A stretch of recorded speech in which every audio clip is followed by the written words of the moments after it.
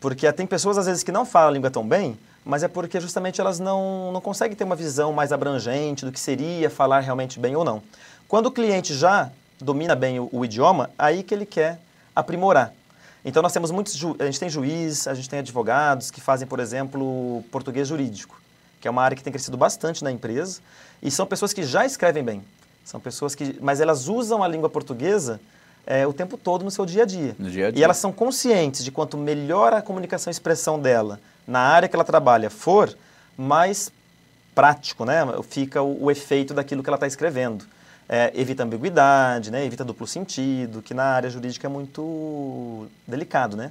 A gente sabe que uma vírgula pode mudar bastante o sentido de uma sentença final, né? Exatamente. E a gente trabalha, então, pegando aquela abordagem que eu te falei, né, da habilidade da língua, a gente trabalha muito com empresas trazendo cursos rápidos para poder melhorar, na verdade, otimizar o uso da língua portuguesa que os colaboradores fazem na empresa. Os médicos.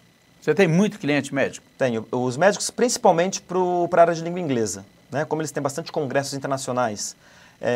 Mesmo no Brasil, hoje em dia, nós temos congressos internacionais que a língua de trabalho é a língua inglesa, né? Então tem, às vezes, médico brasileiro que vai apresentar um trabalho no Brasil, mas é um congresso internacional no Brasil, e ele vai apresentar o trabalho dele em inglês. E tem casos também que nós temos uma faculdade de ponta, né, na área médica aqui em Rio Preto. Então é um nicho realmente que a gente trabalha bastante. Aliás, nesse campo você tem uma faculdade de ponta na medicina e você tem uma faculdade de ponta em línguas, que Sim. é a Unesp. O curso de letras da Unesp é um dos melhores do Brasil, né? Eu não tenho certeza hoje se continua o número 1 do ranking, mas ele ocupava o número 1 do ranking, inclusive as pós-graduações que nós temos em literatura e em estudos linguísticos na Unesp, tem a nota máxima também na CAPES. E eu acredito sempre a esse conjunto, porque Rio Preto é uma cidade muito efervescente, né? E eu acredito muito, parte dessa minha empreitada com a minha empresa, né? Do sucesso que a gente vem obtendo, a esse caldo, né, que eu me inseri, porque eu comecei minha carreira trabalhando muito com médicos e trabalhando muito com professores da minha própria área, né? Então, pessoas que eu admirava muito pela competência, pelo nível de inteligência. Eu comecei muito jovem, né? Então, eu tinha lá meus 21 anos, 20 anos, e estava trabalhando com essas pessoas que tinham conhecimento vastíssimo da área que eles trabalhavam. Então, isso me dava bastante sede de querer conhecer um pouco mais. E foi muito importante para a minha formação profissional, eu acredito, né? Porque essa vontade de trazer esse trabalho de consultoria, que é bastante complexo, né, para a nossa cidade, em parte se deveu a esse contato que eu tive com essas pessoas, né? Com esses expoentes que a gente tem na nossa cidade, na área de línguas e na área médica também. E na literatura, né? Você pega o Ibilce, por exemplo, você tem... Só para citar alguns nomes, você tem a Cláudia Chatara, você tem a Cláudia Zavalha, você tem a Maria Celeste Ramos, que é nova, eu estou falando dos novos. Você tem a Lara Donofrio, que é filha do Salvatore, que... Isso. A Marilena Abraão, a Marta Kfouri, o Douglas Consul, exatamente. Suzy Cavallari. E que incrível, né? Porque Angélica. A Lara é filha de italiano, mas ela se especializou em língua espanhola. Foi minha professora, inclusive. Olha, né? Você tem o Carlos Daglian, que está aposentado, o professor Alfredo Leme Coelho de Carvalho, que é expert em língua inglesa. Rapaz, que infinidade, riqueza, isso é um manancial. E às vezes o Rio Pretense não tem essa visão, não né? Tem Porque essa existe visão. uma área de pesquisa, que foi a que eu escolhi para a minha profissão, né? Que é a área de linguística aplicada. Então essa área de linguística aplicada, uma das preocupações dela é justamente estudar estratégias de ensino e aprendizagem de línguas.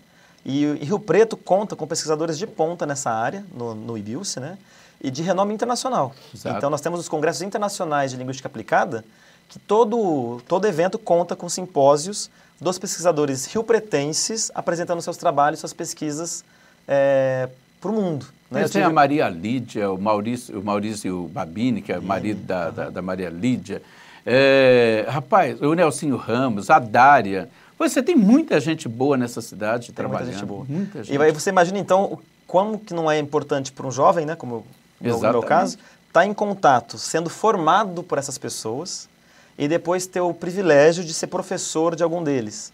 Porque eu dei aula para muitos professores do nosso curso de letras na Unesp e era fascinante, porque era um desafio muito grande, né? Pessoas que você admirava muito enquanto professor, de repente está como seu aluno para um projeto de pós-doutorado que eles tinham em mente no exterior e você fazer parte dessa trajetória. Então isso para mim foi bastante importante e me deu muita firmeza de pesquisa. Eu tinha que pesquisar, eu gastava mais tempo preparando a aula deles do que dando a aula especialmente, porque eu queria estar muito bem E preparado. aprendendo cada vez mais, né? Exatamente. Agora, nesse Daniel, processo, tradução e interpretação. Intérprete e tradução. Tem bastante serviço nessa área aqui em Rio Preto, para a CCLI?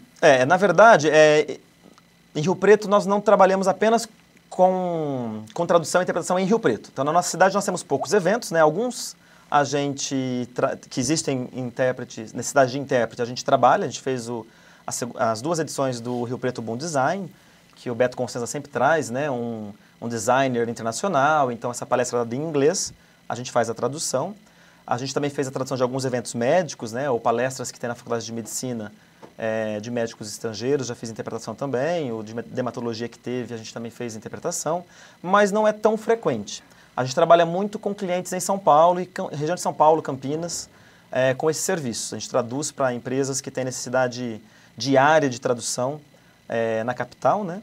E em Rio Preto tem alguns conglomerados, né, que são internacionais, como o caso da Açúcar Guarani, o caso da usina Boema, que foi comprada agora também por uma empresa americana, né, que tem essa demanda por tradução, mas ela não chega a ser suficiente para manter a empresa a alguns clientes apenas, né? Por isso a gente buscou mercado em outras cidades. Então, de tradução, como os textos são enviados hoje em dia tudo por e-mail, né? A gente tem cliente no Brasil inteiro. A gente tem cliente no Rio de Janeiro, principalmente Rio de Janeiro, Brasília, Minas Gerais e São Paulo, né? É o nosso nicho principal.